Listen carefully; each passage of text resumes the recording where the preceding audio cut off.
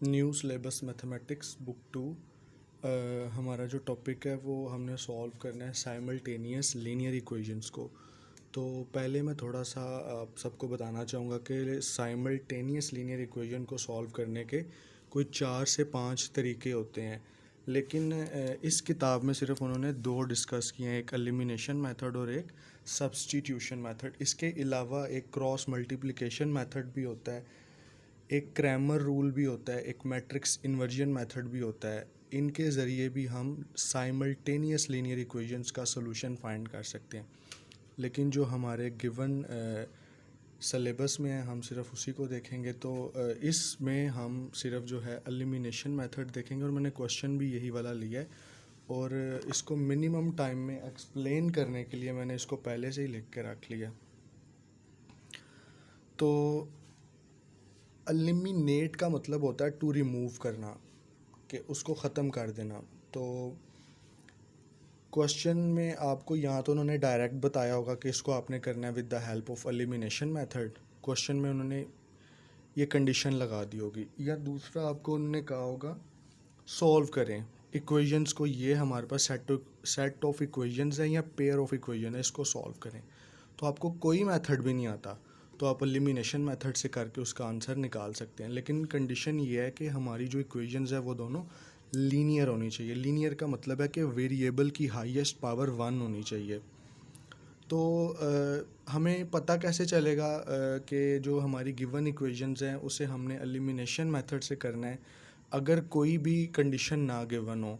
तो उसका तरीकाकार ये है कि जो हमें वेरिएबल्स गिवन होंगे, जैसे यहाँ पे एक वेरिएबल y है और दूसरा वेरिएबल y है, इन दोनों वेरिएबल्स के कोफिशेंट जो हैं, कोफिशेंट वो सेम है। कोफिशेंट से मेरी मुराद ये है कि वेरिएबल के साथ लिखे जाने वाला नंबर, वेरिएबल के साथ लिखा हुआ है 1, तो यहाँ पे 1 हमारा कोफिशेंट है। तो यहाँ पे जैसा कि y का कोफिशेंट भी 1 है और y का कोफिशेंट भी 1 है, और चूँकि उनके ऑपोजिट साइंस हैं तो इस वजह से हम इन दोनों इक्वेशंस को ऐड करेंगे, इन दोनों इक्वेशंस को ऐड करेंगे। तो बस आपने इसको नाम देना तो इसको 1 का दे दें, और इसको देना तो इसको 2 का दे के आप यहाँ पे इस तरह मैथमेटिकली लिखते हैं, थ्योरी लिखने की भी कोई ज़रूरत नहीं है। तो ऐड करने का मतलब ये होता है कि जो फर्स्ट इक्वेशन की लेफ़्ट साइड है, यानी कि जो लेफ़्ट में लिखा हुआ है इक्वल के लेफ़्ट पे, वो लिखकर सेकंड इक्वेशन की जो लेफ़्ट साइड है वो आपने आपस में इस तरह प्लस कर देना, उन्हें ऐड कर देना है इक्वल एज इट इज़, और इसी तरह राइट को राइट में प्लस करना है। तो दरमियान में प्लस है, प्लस को यहाँ पे और यहाँ पे शिफ्ट करेंगे, मल्टीप्लाई करेंगे। तो हमें पता है कि जो प्लस जब मल्टीप्लाई होता है तो उससे जो है साइन चेंज नहीं होते, तो ये जैसे लिखे थे वैसे आ गए, और ये भी 12 + 13 वैसे ही आ गया। अब हम यहाँ पे लाइक टर्म्स को कंबाइन कर लेते हैं, जैसे एक टर्म है 3x और एक टर्म है 2x। कंबाइन कर लिया 3 + 2x, और एक टर्म है नेगेटिव y और एक है पॉजिटिव, इनको भी कंबाइन कर लिया, ये नेगेटिव पॉजिटिव कैंसिल। अब आगे हमारे पास 3 + 2y हमारा बन जाएगा,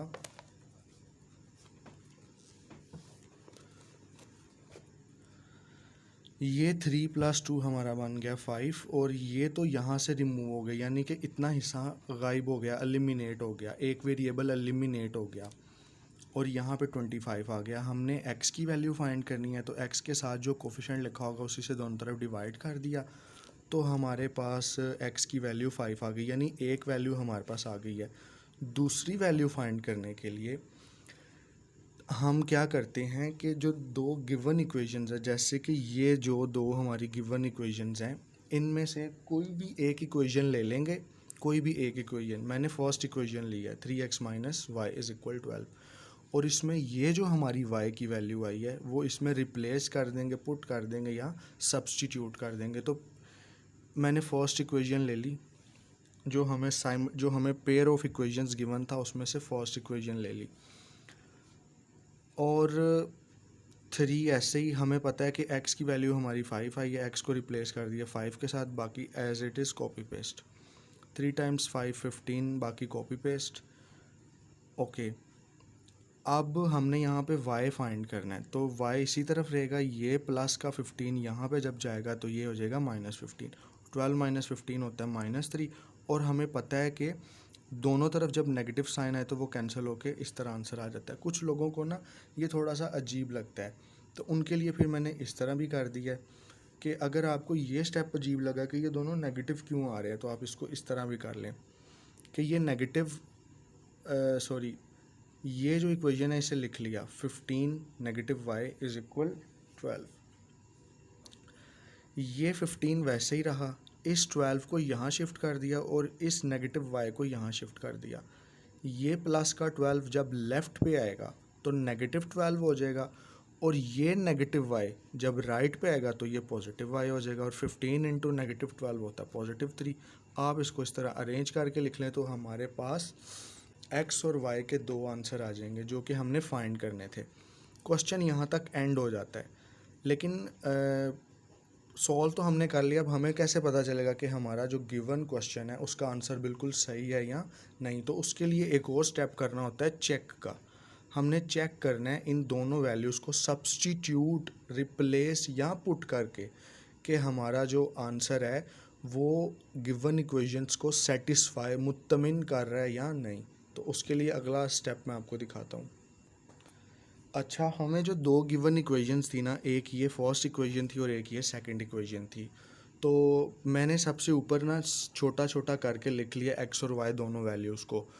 फर्स्ट इक्वेशन ये है, और 3x को मैंने एक स्टेप में किया है कि 3x को हम लिख सकते हैं 3 टाइम्स x। ये बुक 1 में, न्यू सिलेबस मैथमेटिक्स की बुक 1 में उन्होंने बताया हुआ है कि 3 टाइम्स x हो तो 3x लिख सकते हैं।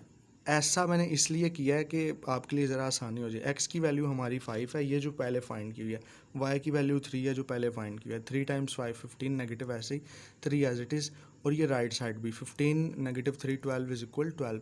तो इसमें जब हमने x और y की वैल्यूज़ को रिप्लेस किया या सब्सटीट्यूट किया तो हमारा जो आंसर है वो ट्रू हुआ, left hand side right hand side के इक्वल आई है। यही काम हमने चेक करना है इक्वेशन नंबर 2 के साथ।